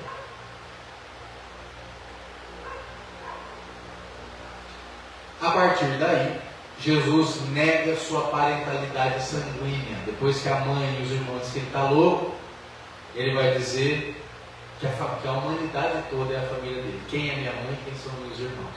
É a sequência da passagem, né? Então, por isso, Jesus nega totalmente a parentalidade sanguínea, fazendo uma coisa que para os judeus era impensável. Uma das leis mosaicas é o quê? Honra teu pai e tua mãe. E aí vem Jesus e fala: mas quem é meu pai? Quem é minha mãe? Quem são meus irmãos? Quem faz a vontade de Deus. Ele está rompendo com uma tradição. Nada aqui é ponto sem nó, entendendo? No capítulo 4, estou passando aqui um pouco rápido, depois vocês vão lendo com calma em casa. No capítulo 4, Jesus já está jurado de morte pelas autoridades. A sua família não entende o que ele está dizendo, e os seus discípulos começam a rejeitar a sua maneira de ser, de viver e de atuar, porque eles querem o Messias, libertador, e Jesus não é nada disso. Começa então a viver e a se comunicar de maneira clandestina, isso é importante. Jesus jurado de morte não pode mais ser tão, assim, digamos, claro na sua fala. Ele tem que começar a usar algum recurso que blinde ele de alguma forma. E é aí que ele começa a usar parábola. Segundo Marcos, as parábolas começam a ser ditas por Jesus depois que ele está jurado de morte. Porque a parábola é uma forma de você dizer alguma coisa, vai dar um duplo sentido. Então, tipo assim, não fica tão escancarado. Interessante, né? Pensar as parábolas como um recurso de clandestinidade. E não só na fala, mas também nas ações. A partir do capítulo 4, Jesus começa a ficar escondido. E começa a dizer para os seus discípulos que ele quer ficar escondido. Que não é para dizer onde ele está. E que não é para falar o que eles estão falando. Porque Jesus já começa a perceber que qualquer hora isso vai chegar nas autoridades. Né? As parábolas presentes nesse capítulo são reflexo disso. Cada qual entende ao seu modo o que é dito. São muitas as interpretações e desse modo Jesus fica ao menos aparentemente salvaguardado. Todas as parábolas de Jesus, porém, possuem conteúdo político subversivo. Se vocês usarem, nós não vamos fazer aqui porque não daria tempo. Mas nós fazemos isso já nas homilias. Né? Se você entende a parábola com a chave de interpretação política, você percebe a força que aquilo tem. Se ficar só no texto dito, não se chega a lugar nenhum. A interpretação são as mais malucas possíveis. Basta você ir aí nas igrejas que você vai ouvir as interpretações mais doidas possíveis. Porque a parábola dá abertura para isso. Dá abertura para isso. Né? Apesar disso, o capítulo... Olha que interessante. Apesar disso, o capítulo 4 termina por fazer menção, simbolicamente, é uma menção simbólica, a tempestades, ventos contrários e mar agitado. Ou seja, tudo que é oposto à paz. Sublinha com isso que o cotidiano de Jesus é cada vez mais perigoso e complicado. É isso que quer dizer a tempestade, o vento contrário, o mar agitado. Ou seja, começa a acontecer uma turbulência na vida de Jesus com a perseguição. E Jesus, ao acalmar a tempestade e os ventos, tem uma passagem famosa, Jesus está no barco com seus discípulos, o mar se agita, vento, chuva, e aí Jesus cala a tempestade. O que quer dizer isso numa linguagem simbólica, como está colocado? Que é mais fácil a natureza entender as palavras de Jesus do que os próprios apóstolos. É isso que o texto quer dizer. Não é nada sobrenatural. É tudo mentira, isso que dizem por aí. É tudo bobagem. Jesus não tinha nada de sobrenatural nesse sentido. De fazer acalmar uma tempestade, dizer para a tempestade, cala-te, e aí a tempestade sai. É uma linguagem figurada. Para dizer o seguinte, olha, até a natureza entende Jesus e os próprios discípulos estão com ele, não. Não é à toa que isso está logo em seguida dessas primeiras confusões de Jesus com os apóstolos, com a família, com as autoridades. É a turbulência chegando. Está claro? Tudo bem até aqui? É diferente, né, do que a gente está acostumado. Né? Mas não é a verdade absoluta, porque eu não sou dono da verdade, mas isso aqui tudo é embasado em estudo, não é a mentira que contam por aí. Né? No capítulo 5, já estamos na metade quase do Evangelho. Jesus já atua na clandestinidade e vai para territórios pagãos, ou seja, longe dos judeus e das suas ideologias religiosas. Lá ele vai para um vale chamado Vale dos Gerazenos. Né? Ali, a ideologia que está predominando não é mais a judaica, é a romana. Perfeito? E há um homem ali, nessa passagem, sem nome também, representando toda a população local, tomado pela ideologia do império, possuído pelo demônio. É isso que significa. Nesse contexto, a ideologia não é a judaica, é a romana. Ele vive pelos cemitérios, se alimentando de cadáveres, ou seja, uma espécie de morto-vivo. Não é literal a coisa. Jesus expulsa a legião de demônios que o habitam. Por que legião? Quando Jesus pergunta, qual é o teu nome? Aí ele diz, meu nome é Legião, porque somos muitos. Ora, isso no ouvido de alguém do século I, qual é a única legião que eles conheciam? A legião romana. Não é a legião de demônios, é a legião de Roma. É um homem ideologicamente formatado por isso. E quantos eram soldados de uma legião romana naquele tempo? 666. E até hoje as pessoas falam que é a marca da besta. Nada disso. Vamos estudar. Era uma legião. Uma legião romana era composta de 666 soldados. E para onde é que Jesus manda o Espírito? Para os porcos. Que na gíria dos judeus eram os romanos. Era assim que os judeus chamavam os romanos de porcos. Então Jesus tira a ideologia romana do homem e joga para os animais. Para quê? Para os porcos, que eram os próprios romanos na gíria popular. Entretanto, quer dizer, o que está por detrás aqui? Que Jesus conseguiu resgatar esse homem dessa ideologia. Ele convenceu alguém daquele vale ali. Essa é a realidade. Você fala, passa a vida falando. Você convence 1, 2, 3, 4, 5, 10, não é? Que estão dispostos a isso. O resto, o que quer fazer com Jesus lá? Ó? Expulsam ele da terra. Né? Não se convence. Ele convenceu de que aquela ideologia política opressora não era de Deus, o resto expulsou ele de lá. Bom, Jesus vai voltar novamente para um território judaico depois disso, e há ali uma mulher sem nome, representando todas as mulheres judias, que sofre de um fluxo de sangue. Essa passagem aqui, esse capítulo 4, ele mostra bem o que eu estou querendo dizer dessa linguagem tributária. O que está por detrás da palavra legião no século I? O que está por detrás do número 12, que aparece tanto na quantidade de anos que essa mulher sangra, quanto na idade da filha do Jairo? Não é à toa isso aí, não é coincidência isso aí. É proposital. Estão conseguindo entender? Está tudo no mesmo lugar ali. Então Jesus se depara com uma mulher que representa todas as mulheres judias, e ela está há 12 anos perdendo sangue.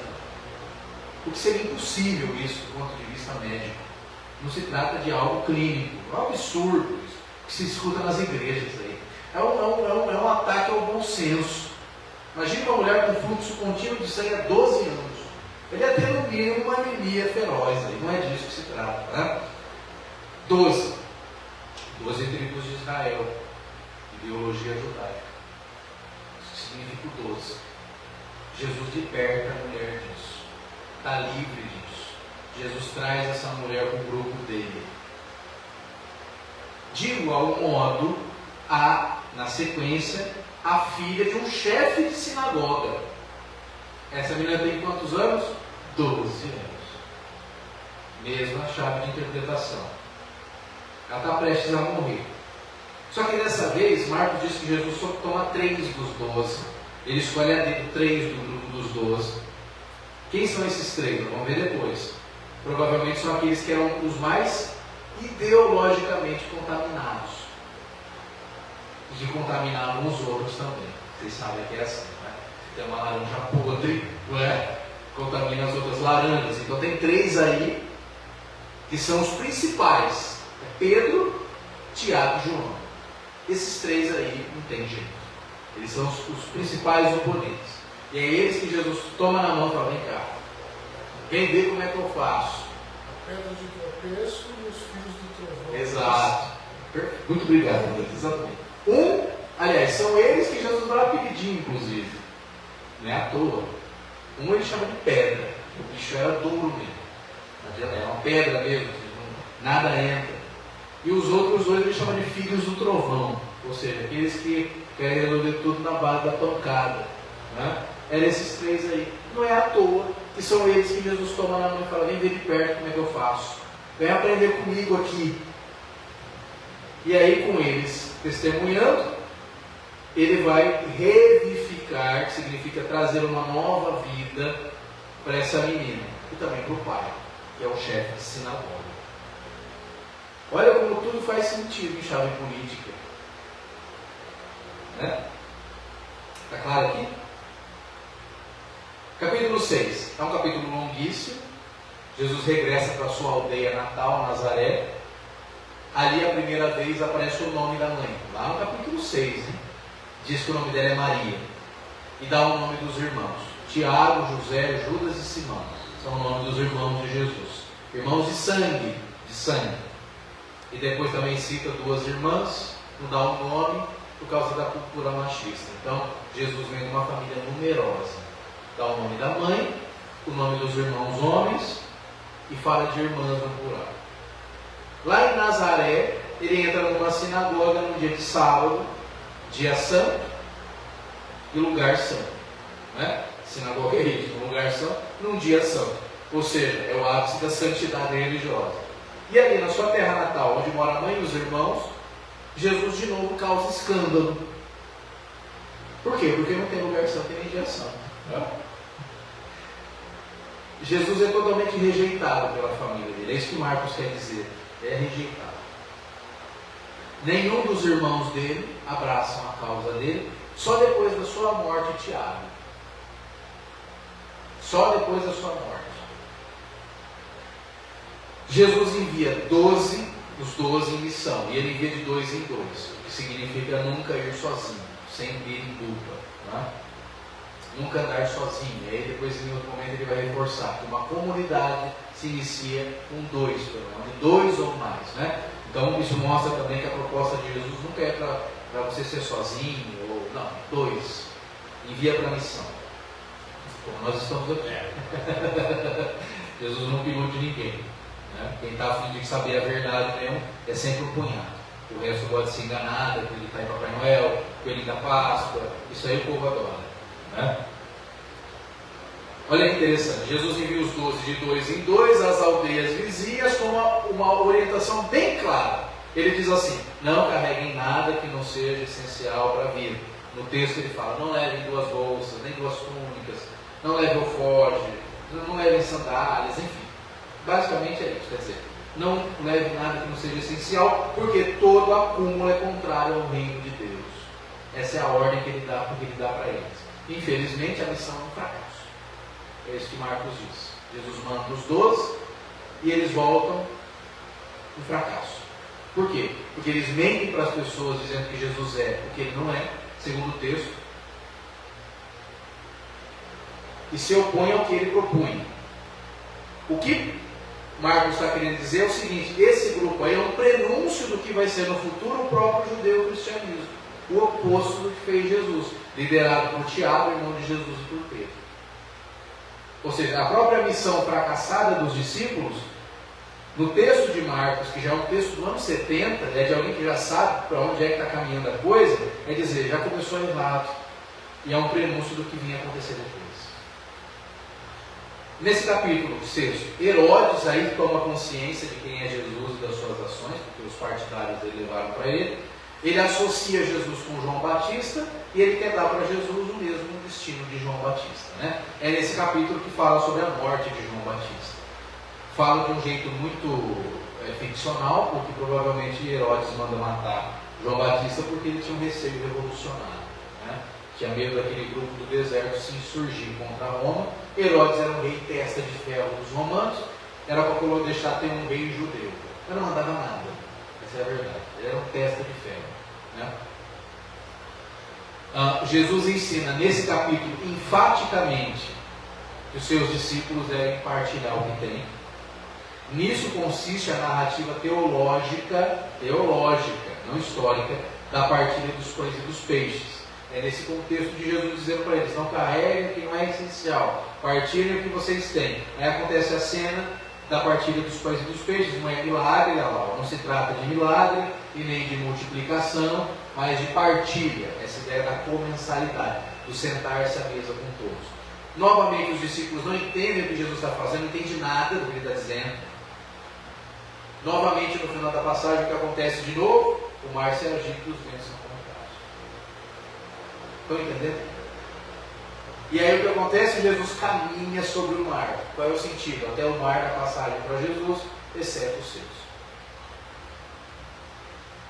É que Jesus andou em cima do mar, pelo amor de Deus. No capítulo 7, Jesus trava debates com as autoridades judaicas, que estão cientes de que ele não obedece à tradição dos antigos. Ele já disse que ele não guarda o sábado, ele come com as mãos impuras e come qualquer tipo de alimento. Não distingue pureza de impureza. E também não tem esses pudores todos. Né? Então essa é a forma que Jesus já trata as autoridades, e ele começa a haver um debate, embates teológicos entre Jesus e as autoridades. Jesus é emblemático nesse capítulo, dizendo que não é o que entra pela boca que torna o homem impuro, mas é o que sai dela.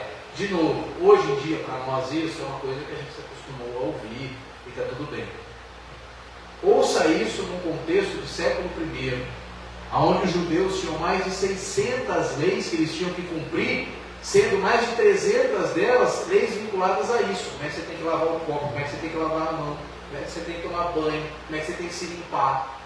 Eles só se podiam se limpar com a mão direita, vocês sabiam disso? A mão direita era para... Perdão, eles só podiam comer com a mão direita e a esquerda tinha que se limpar. Você não podia inverter.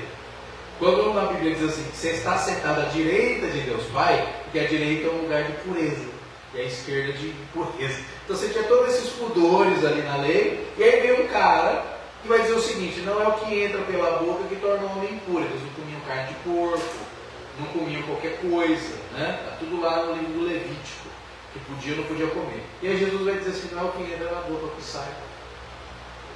Está entendendo que Jesus está rompendo com tudo? Olha lá, não são as leis ou as normas religiosas que podem tornar ou não tornar o homem impuro, ou seja, não humano, mas os seus pensamentos e tudo que sai de seu coração. Os seus discípulos se fazem de maus entendidos. Olha lá. É Jesus falar isso, claro, como a água. E quem é que se faz de mal entendido na passagem?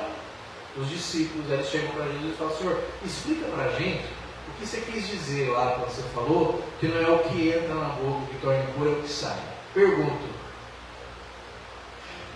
Fala para mim se não se fazer de mal entendido. Tanto é que Jesus, explicando de novo, é uma das passagens do Evangelho de Marcos muito interessante, que é engraçado até, se você parar para pensar. Que é Jesus dizendo assim: olha, o que entra na boca acaba na fossa. Quer dizer, que outro jeito você não poderia ilustrar isso? Não é o que você come, não é o que você bebe, é o que sai do seu coração. O que você come acaba sem saber onde. E está lá no texto isso. Jesus explica exatamente isso para eles. O que entra na boca acaba na privada. Que jeito que eu vou dizer de forma diferente? Entenderam agora? Nem assim parecem entender. Igual os pastores, os falsos moralistas de hoje, que ainda ficam nessa coisa de pode isso, não pode aquilo, come isso, não come aquilo, bebe isso, não bebe aquilo. Olha lá, estão bloqueados. Está vendo? Tudo que aconteceu lá acontece hoje. Não adianta, quando a pessoa é tapada, é bloqueada, você pode ser o mais claro possível, não vai entender. Vai ler e vai passar por cima. Entende? Vai ficar com a doutrina da igreja dele, porque o pastor falou. Passando por isso, Jesus vai de novo para uma região pagã. Então entende aqui a lógica do Evangelho de Marcos. Jesus está numa região pagã, está numa região judaica, está numa região pagã, está numa região... Entendeu aqui? É o pêndulo. É contra essas duas ideologias que ele luta o tempo todo. A ideologia religiosa e a ideologia política. Aqui é interessante. Nessa região pagã, Jesus se encontra com uma mulher que não é judia. Ela é da região Sírio-Fenícia. Ali, essa passagem é interessante porque essa mulher arranca de Jesus de forma inteligente e humana o que ainda restava nele, se é que restava ainda, de resquício de ideologia judaica. Numa espécie de repente, à lá judaísmo do primeiro século. Vou explicar.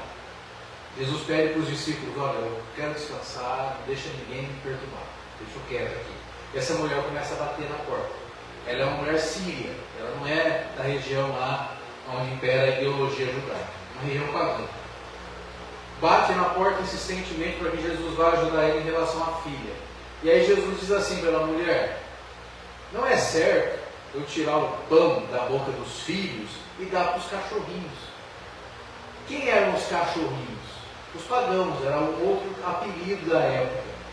E ela diz assim: tá certo, mas os cães também comem das migalhas que caem da mesa.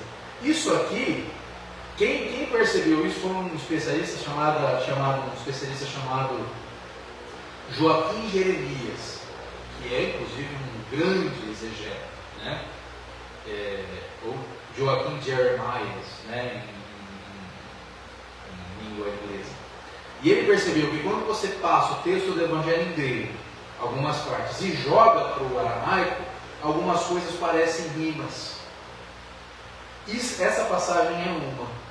Então, o que dá a entender é o seguinte: Jesus, ele na verdade citou uma espécie de bordão da época para essa mulher, talvez até para provocar ela, não sei, não sabemos, né? Joga um bordão para ela e ela responde com outro bordão. É igual o tal do repente que a gente tem no Brasil, né? Por isso que eu comparei aqui. Eles fizeram um repente ali, né? Aí fala, não é certo fazer isso. Ah, mas os cachorrinhos comem da migalha da mesa. E aí Jesus fala, olha mulher, grande é tua fé, pode ir, sua filha está salva. Então quer dizer, essa passagem ilustra que aqui Jesus, né, ele mostra de uma vez por todas que a sua missão é universal e não está restrita só ao povo judeu. Tá certo? É uma passagem muito interessante. No capítulo 8, é o segundo relato da partilha de pães. Marcos diz que Jesus fez 2 partilhas de pães. Não é multiplicação, porque não é milagre, partilha. Nesse segundo momento tem um detalhe interessante. Há uma nova multidão, que representa os povos da terra, que precisa comer, precisa se alimentar. A multidão tem fome.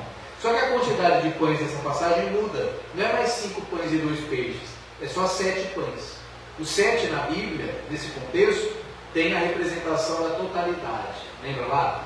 Deus fez o mundo, né? 6 dias, e no 7º ele o quê? Descansou. Então, o 7 na linguagem bíblica é a totalidade. Então quer dizer, há uma multidão, o mundo tem fome. Há uma totalidade de pães. E aí Jesus ensina a fazer o que com esses pães? Partilhar de tal forma que todos se alimentem e no final da passagem, olha lá, sobra 7 cestos. O que Marcos quis dizer com isso? Ó, que não faltam alimentos para a humanidade, se soubermos fazer como Jesus fez, todos se fartam. É isso que quer dizer a passagem, né? Existe alimento para a humanidade inteira. Isso é uma realidade, não é? Por que existe fome no mundo? É porque falta alimento, é porque nós não sabemos distribuir. Bonito, né? Pensar a passagem assim, né? Com essa chave interpretativa. Não achar que Jesus foi um Mr. M, um David Copperfield, que ficou tirando o pão da cartola. Tudo errado. Depois Jesus vai restaurar a vista ao cego, entenda a cegueira aqui também como essa, no caso desse contexto, desse capítulo, essa ideologia da ganância, do poder, do não partilhar. Jesus cura essa cegueira e parte com seus discípulos para a região de Cesareia de Filipe, outra região pagã.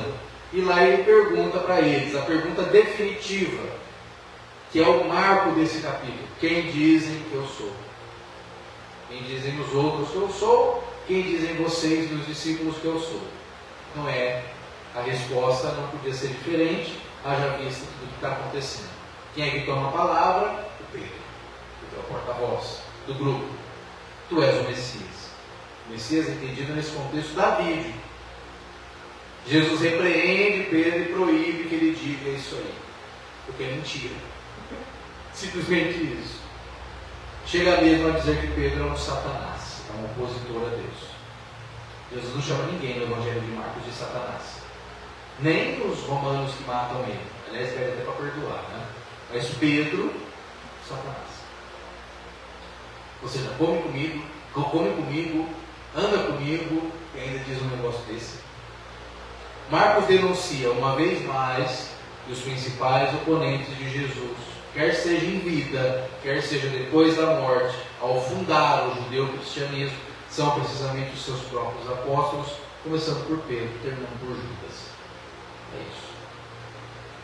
Por isso que Jesus repreende e proíbe. Capítulo 9. Bonito esse capítulo. Jesus não se dá por vencido e ele leva Pedro e mais 2 discípulos. Quem são esses 2 discípulos? Pedro, Tiago, João. Ele leva esses camaradas, tem essa dificuldade de compreensão. Pedro acabou de falar uma abobrinha em relação a Jesus, que ele é esse Messias e tal. Jesus, no capítulo 9, leva eles para um monte. No contexto judaico, é o lugar onde Deus se manifesta. Lembra lá? Os 10 mandamentos são entregues no Monte Tabor. Né? Não. No Monte Ararat, né? Não, Monte Ararat é onde pousou a arca. No Monte Sinai. Então, sempre no monte é o lugar que Deus se manifesta. É lá no monte que Jesus leva esses 3. E lá ele se transfigura. É a passagem da transfiguração. tem nada de sobrenatural, é tudo teologia. O que significa se transfigurar? Mudar de figura. Ou seja, é Jesus tentando fazer eles entenderem que ele é um Messias diferente. Isso é transfigurar, mudou de figura. E aí o texto diz que aparecem outras duas figuras da Bíblia hebraica. Claro que é só na narrativa, não apareceu de fato, que o morto não aparece para ninguém, né? Pelo amor de Deus, é uma narrativa. Quem são essas figuras? Moisés, representa a lei, e Elias, os profetas. E aí uma voz vem do céu, que é a voz de Deus, tudo um simbolismo, porque Deus também não fala, ninguém nunca ouviu Deus, é um símbolo, não é? E aí Deus diz assim: este, Jesus, é o meu filho muito amado, escutarem. Não é para escutar nem Elias e nem Moisés. Escuta ele, Jesus. Isso é o que significa a transfiguração. Ah lá. Em outras palavras, Marcos quer dizer que entre a lei e os profetas e toda a teologia judaica deve-se preferir Jesus e suas práticas. Adianta ele ter feito isso? Olha lá, ó. A cena, apesar de dramática e teologicamente bonita, eu acho uma das cenas mais bonitas do Evangelho, é a transfiguração, a forma como é pintada, é só para Marcos tentando dizer, não adianta nada, nem se tivesse acontecido isso, nem se uma voz tivesse vindo do céu e dito assim: escuta esse aqui, não escuta os outros, e adiantar alguma coisa. A prova é que eles descendo lá, ó, ao regressarem do monte, eles topam com um pai aflito, cujo filho está possuído por um espírito surdo e mudo, que é o bloqueio total, não é? E o que acontece? Esses discípulos não conseguem expulsar. Por quê? Porque eles também estão tomados pelo mesmo espírito. Estão surdos e estão mudos. Não escutam nada que vem de Jesus, estão bloqueados pelo Espírito Santo. Só Jesus consegue expulsar esse espírito. O que significa isso? Olha lá, ó. Ele, e apenas ele, é o sinal perfeito e acabado do reino de Deus. Legal, né? O capítulo termina com uma discussão por parte dos apóstolos acerca de quem deles é o maior. Olha lá. Estão entendendo? Olha lá. Não adiantou nada. Como é que termina o capítulo 9? Apesar de todo o esforço de Jesus, zero. Eles não conseguem mudar a cabeça de ninguém, porque eles não mudam nem a deles. E no final a discussão que está entre eles é quem vai ser o maior. Leia-se, quem vai ser o líder do grupo. Porque Jesus começa a falar que ele vai morrer. Olha que interessante. É Jesus começar a falar que ele vai morrer, porque tudo indica isso. Não é que ele é um guru e nem que ele é a mãe de nada. É porque ele está vendo. Olha, eu sei como acaba, eu sei muito bem como acabam as pessoas que enfrentam os poderosos. Então, quando a gente chegar em Jerusalém, muito provavelmente dali eu não passo. E aí qual é a discussão deles? Quem que vai ser o líder do grupo? Isso significa ser o maior, ser o líder, tomar o lugar de Jesus depois da sua morte. E é isso que o cristianismo fez, e é isso que o cristianismo faz. Toma o lugar de Jesus, começando pelos próprios apóstolos. Esse evangelho é maravilhoso. É a prova cabal da intenção deles e do caráter. Quem vai ficar no lugar de Jesus, hein? Está acabando, está acabando. Está chegando no grande final. No capítulo 10, algumas discussões permeiam o capítulo em relação ao casamento e ao divórcio, né? Pergunta para Jesus se é lícito dar a carta de divórcio. Naquele tempo só o homem podia fazer isso. É uma cultura patriarcal, e Jesus disse que não. Jesus, ao dizer que não é permitido se divorciar, ele está indo contra a lei de Moisés e, em outras palavras, ele está colocando a mulher em pé de igualdade ao homem. Quer dizer, porque só o homem dá a carta de divórcio. Se a mulher não pode se divorciar também, que não haja divórcio então. É uma chave de interpretação, ele se opõe a essa lei, né?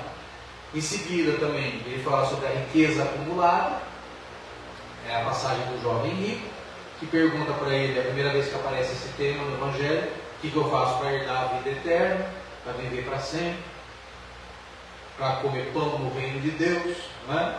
O que é que eu faço para chegar lá? E aí Jesus fala: vende tudo que você tem e dá para os pobres. Ou seja, se desapega totalmente de tudo, se você quer por mérito seu herdar a vida eterna. Só há, na verdade, vida eterna se antes houver vida no aqui e agora. Essa é a preocupação de Jesus, hein? Nesse evangelho é a primeira vez que aparece esse tema aí. E ele fala, olha, a questão é você se preocupar com a vida aqui. Você quer a vida lá? Então dá tudo que você tem para os pobres, para que aconteça a vida aqui. É mais ou menos isso. Depois, os filhos de Zebedeu, claro, né? Tem que ser Tiago e João, tomam coragem, passam lá o tal do óleo de peroba na cara e vão eles mesmos pedir para Jesus o cargo. Olha, isso não é falado nas igrejas. Os dois chegam para Jesus e falam, olha, só é o seguinte, quando chegar o rei, né? Já que você está falando tanto que você vai morrer, deixa que eu e meu irmão então fique na linha de sucessão. Deixa que um sente a tua direita e eu a tua esquerda, fica tudo certo. Dá para a gente. E aí Jesus ensina a eles mais uma vez que os seus discípulos não podem seguir a lógica do mundo, que é a lógica do poder e da disputa por cargos e lugares. Está tudo lá. Chegamos na última semana histórica de Jesus, já no capítulo 11. Jesus entra em Jerusalém, cidade santa, e ele entra na clandestinidade, porém só consegue fazer isso em parte. Né? É aquilo que a gente já conversou em outros momentos. Ele faz questão de que a sua entrada em Jerusalém aconteça na mesma hora, no mesmo dia, com a entrada de Pilatos, uma espécie de paródia que Jesus está fazendo ali. Poucos assistem isso, porque a maioria estava concentrada na outra entrada para receber Pilatos. A maioria estava fazendo palco para Pilatos, ele fosse forçosamente, né? Ele que era o procurador de Roma e representante do Império, de Tibério. Tá? Jesus faz uma afronta. Depois ele chega em Jerusalém, ele entra no templo, ele dá uma olhadinha no templo e não faz nada, segundo Marcos, porque provavelmente tinha poucas pessoas ali. Ele queria que mais gente visse. E ele vai embora. Tá? Nesse ínterim, Marcos cita uma passagem onde Jesus olha para uma figueira. Pouca gente entende isso. Aliás, pouca gente não entende nada. Veja, Jesus chega em Jerusalém, afronta Pilatos, é sarcástico com a entrada triunfal, né? Ele está entrando no alazão e está entrando no jumento. Né? Ele está entrando pela entrada principal e está entrando pela saída. Né? Ele está sendo cortejado como imperador ou sendo cortejado como rei. É uma paródia isso. Depois ele chega, olha o templo, deve ter ficado totalmente horrorizado com aquilo ali, mas não faz nada, vai embora. E tem pouca gente ali.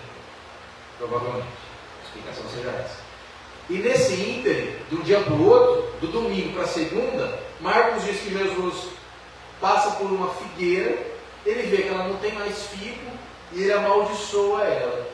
Veja, se você olhar as imagens representativas de Israel no primeiro século, Israel era ilustrada como uma figueira. Quando Jesus diz assim, que essa figueira não dá mais figos, o que ele está dizendo? Que Israel perdeu o seu sentido. É isso. Os seus filhos estão dispersos. Ela se prostituiu, essa é a verdade. Perdão da expressão, mas é isso. Ela se vendeu para o império. Os seus dirigentes, a cidade santa é a cidade que mata Jesus. É isso que representa a figueira amaldiçoada e sem filhos. Né? Depois, no outro dia, Jesus regressa ao templo, já na sua atividade normal, de escambos e sacrifício de animais, e ali Jesus põe tudo abaixo. Simbolicamente ele fecha o templo. No capítulo 12, Jesus novamente trava embates. O ponto auge desse capítulo é a pergunta, não é, que fazem para Jesus se é lícito pagar imposto a César, e ele dá uma resposta que não é bem uma resposta, e deixa um entendimento meio dúbio, que até hoje a maioria das pessoas não entendem nada. Mas no fundo ele recusou pagar o imposto a César. Né? Jesus disse que não era pagar o imposto a César. Porém, ele fala isso de forma indireta. Ele não diz não pague. Ele usa do momento ali, não é lícito ou não? Qual é a imagem cravada na moeda? É César. Então, devolva a César o que é de César, mas devolva a Deus o que é de Deus. Então, o que é de Deus e que César tomou? A terra. Então, é uma resposta dúbia isso aí. Eu te dou o que é seu, você me dá o que é meu. Isso, segundo o Evangelho de Lucas, foi não, porque Lucas diz que uma das acusações que pesou sobre Jesus foi negar pagar tributo. Então está aí a explicação. Né? Ele disse que não era para pagar, nessa fala dele aí. Basta isso para acusarem Jesus. Né? Uma outra pergunta também que é levantada, é a segunda vez que aparece essa questão, agora por parte dos saduceus, que é um partido político da época, né? Os saduceus, que não acreditavam em ressurreição, não acreditavam em nada espiritual. E eles perguntam para Jesus se existe ressurreição, e diz isso de uma forma muito sarcástica. Então, se existe ressurreição, que Jesus falava da ressurreição, nunca explicou o que era, nunca deu detalhes, porque não tem como, né? Mistério. Mas eles jogam uma perguntinha sarcástica. Fala, se existe ressurreição, uma mulher que casou com um, naquele tempo tinha a lei do levirato, quer dizer, se eu me casasse, morresse sem deixar filhos, meu irmão tinha que assumir a minha mulher. Essa era uma lei entre os judeus, lei do levirato, ou seja, morri sem ter filhos, meu irmão assume minha mulher. Se ele morrer sem ter filhos, o outro assume. E aí eles dão um exemplo absurdo para Jesus. Uma mulher casou com 7 homens. Todos eles são marido legítimo segundo a lei. Foram morrendo sem ter filho, o irmão foi assumindo. Lá na vida eterna, quem é o marido? O que está por detrás? A lei de Moisés vale lá também? E aí Jesus, de novo, dá uma resposta que não é bem resposta, porque ele diz que no céu nós seremos como anjos. Mas não disse o que é ser um anjo. Então quer dizer, ele não deu resposta nenhuma. No fim das contas, a única coisa que ele falou é que lá ninguém se casa ou se dá em casamento. Em outras palavras, lá a lei de Moisés não vale. É isso que ele quis dizer. Tá? Depois o doutor da lei questiona qual é o maior dos mandamentos, pensando, já que esse cara nega tudo, não é contra tudo, agora eu pego ele. Qual é o maior dos mandamentos? E aí Jesus responde corretamente: amar a Deus, amar o próximo. E aí eles ficam sem ter o que falar. Está certo, é isso. Jesus não inventou. O maior dos mandamentos é amar a Deus e ao próximo. Alguns fariseus do tempo dele já tinham concluído isso. Todas aquelas regras e leis eram muito absurdas e que o essencial era esse. E eles simplesmente ficam sem ter palavras e depois disso ninguém mais põe Jesus na prova. Esse cara não é besta, não é? O essencial eles sabem. Esse capítulo termina com uma passagem interessante, queria que vocês prestassem atenção, que é Jesus chamando a atenção dos seus discípulos para uma cena que ele está vendo acontecer, que é uma viúva, que já era uma mulher que não tem mais marido, uma mulher que já começa a ser ostracizada naquela cultura, a viúva, deixa o marido morre, a mulher perde a sua identidade naquela cultura. E aquela viúva está colocando tudo que ela tem no tesouro do templo, lugar onde as pessoas iam para depositar o dízimo, né? E aí Jesus olha aquilo lá e chama os seus discípulos e fala: presta atenção naquela cena lá. Os outros estão colocando o que sobra. Estou prestando atenção. Ela é uma viúva, ela botou tudo que ela tem. E aí, os discípulos fazem ouvidos moucos, tanto como hoje, que acham que Jesus está elogiando a mulher e não mostrando que aquilo ali é um absurdo. Então, tanto ontem como hoje, ninguém está entendendo nada do que ele está dizendo, não é? Capítulo 13 é Jesus falando de destruição do templo, que aquilo vai acabar, e aquilo de fato foi destruído no ano 70, quando Marcos escreve o seu evangelho. Provavelmente ali, o que Marcos está fazendo é contando uma coisa que já aconteceu, foi a destruição do templo, botando na boca de Jesus, como se ele estivesse prevendo que aquilo fosse acontecer, né? Então é o que a gente chama de linguagem hermética, mistura presente com futuro, né? Não foi nenhuma previsão, porque já tinha acontecido. A destruição do templo, no ano 70, Roma destruiu Jerusalém e o templo. Foi quando Marcos escreve o seu evangelho, né? Então é como se ele dissesse, está vendo? Né? Tudo isso foi destruído, tá? Não restou pedra sobre pedra. Mas não foi o Filho do Homem que veio sobre as nuvens do céu para destruir, foi Roma. No capítulo 14, é o penúltimo capítulo, tá? O capítulo abre com a decisão dos sumos sacerdotes de matar Jesus. Estamos na véspera da Páscoa, a grande festa dos judeus. Nessa altura, os discípulos de Jesus também já estão desacreditados que ele é o Messias, já entenderam que não vai vir reino nenhum, que eles apostaram na carta errada. Então Botei ali, não é? E Judas Iscariotes, que é o último da lista, é o escolhido para entregar Jesus. No fundo, ele só representa o grupo dos 12. Jesus faz uma última refeição com eles. Segundo Marcos, essa refeição é feita na casa de um tal Simão, o leproso. As discípulas mulheres de Jesus, que estão com ele desde a Galileia, nesse capítulo, são as primeiras a intuir o que está prestes a acontecer. Uma delas unge Jesus com óleo de embalsamar cadáveres, como se ela estivesse dando um alerta para ele: ó, vão te trair, você vai morrer, não é? Tem alguma coisa estranha acontecendo aqui no grupo. Jesus capta o sinal, junta todo mundo na mesa e fala: um de vocês vai me trair. E o que eles começam a cogitar entre eles? Acaso serei eu? Por quê? São potencialmente traidores, todos os 12, sem exceção nenhuma. Aí o Judas vai embora, ele só fez o jogo sujo, todos eles são traidores. Pedro nega lá 3 vezes, né? Na Bíblia o 3 é o sinal da totalidade, né? Ao terceiro dia ressuscitou, né?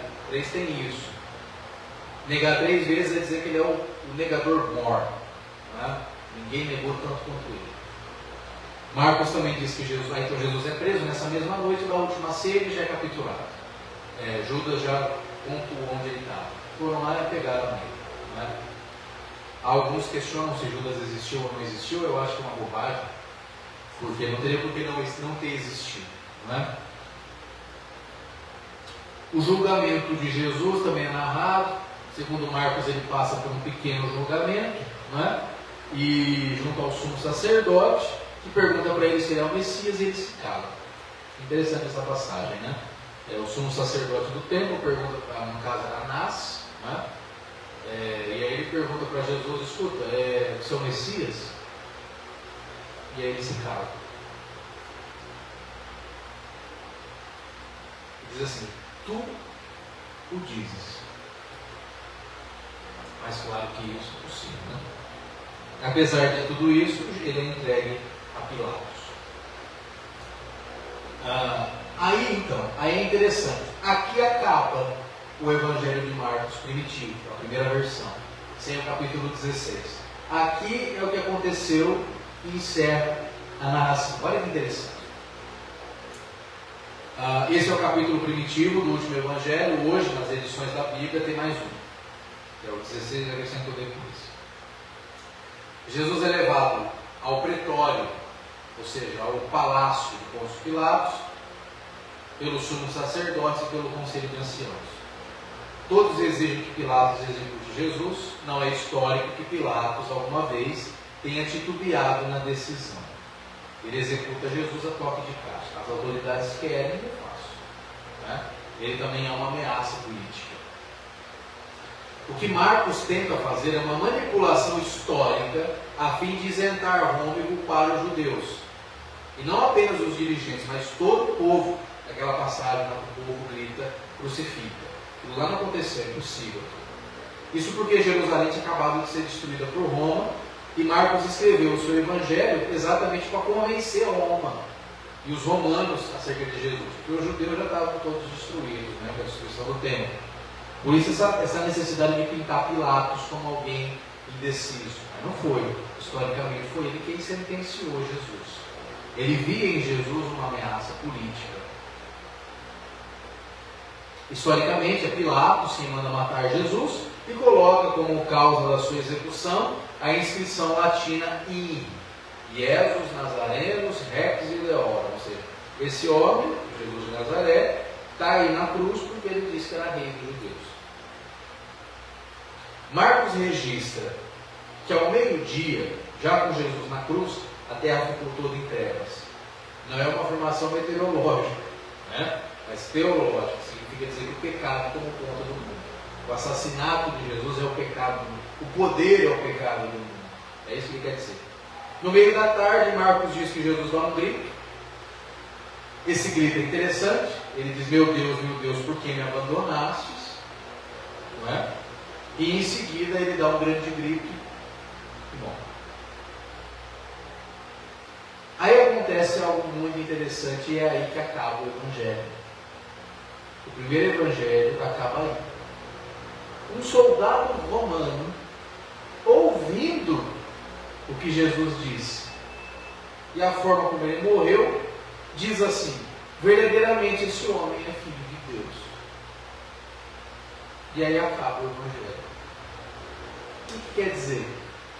Acaba da maneira mais interessante possível. Um soldado romano, o representante de Roma, reconhece não que o imperador é filho de Deus, mas que Jesus, aquele que Roma matou, crucificado, a vítima, é o Filho de Deus, não o outro. Ele inverte. Esse soldado romano, representante do poder, reconhece. É como se Marcos dissesse: no final, o poder teve que reconhecer que Deus estava com aquele homem e não com César. Uma forma muito bonita e politicamente subversiva de acabar o Evangelho.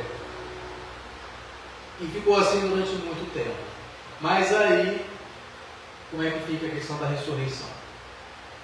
Se Jesus falava tanto da ressurreição, pelo menos ele ressuscitaria, né? E aí depois colocaram mais um capítulo falando do túmulo vazio, que as mulheres foram ao túmulo, não acharam o cadáver, nada disso é história. O primeiro relato sobre Jesus acaba aí. E particularmente acho que é muito mais interessante, né? O poder reconhecendo que Deus está do lado daquele homem, da vítima, não dos algozes. Como eu disse no começo, é um texto simples de tudo, cru em relação aos outros, mas na minha opinião e na opinião de muitos especialistas, aqui você tem o essencial do que Jesus foi, do que Jesus propôs e do que Jesus fez. E bastaria esse Evangelho para a gente ter um contato com Jesus, com a sua mensagem. Claro, tem muita teologia aqui também, tem muita construção como nós vimos, né? Mas esse provavelmente é por aí, é por esse caminho que foi o Jesus histórico.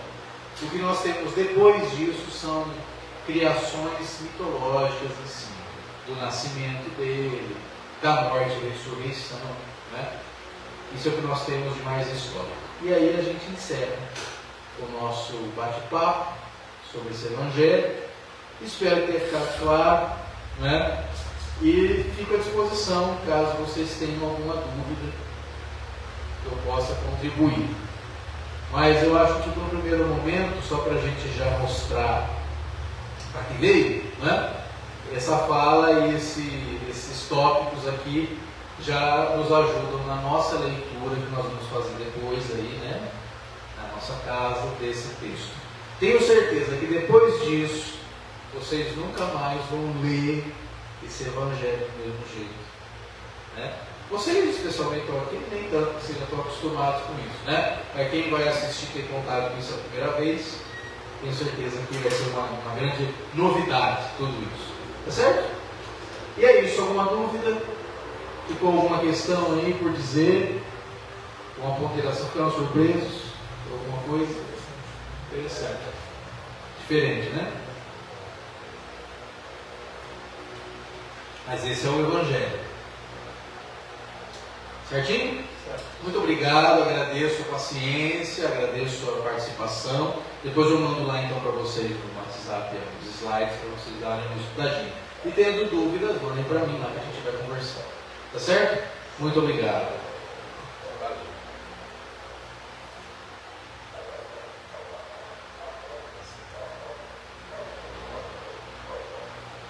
Duas horinhas.